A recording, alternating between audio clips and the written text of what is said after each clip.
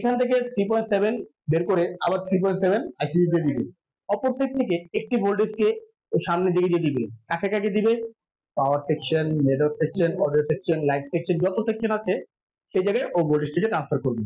কারণ charging section থেকে যে ভোল্টেজটা বের হয় সেটা দিয়ে পুরো হোল ইউনিটটা চলতে পারে। কি ভোল্টেজ এখান থেকে খেয়াল করবো, এখান থেকে একটা হাতে এখান থেকে একটা ভোল্টেজ বের হয়েছে, ভিভেট ভোল্টেজ। তাহলে এই ভিভেটের কত থাকবে? 4.2। এখন আইসি থেকে আদৌ ভোল্টেজটা বের হয়েছে কিনা আইসির গোড়া তো আমি চেক করতে পারবো না। তাহলে আমি তাহলে এটার অল্টারনেট মডেলটা কোথায় পাবো? এই যে এই এখানে পাবো।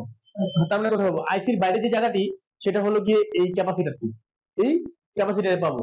তার মানে এখানে একটু খেয়াল করেন, এটা আইসিটা হাতে কয়েলটা আছে, তাই তো? তার মানে এই কয়েলে কত পাবো? 4.2। এখান থেকে ভোল্টেজটি সামনে যেতে পারছে না, সেটা নষ্ট থাকে, তাহলে এটা রিপেয়ার করে দিবে, ঠিক আছে?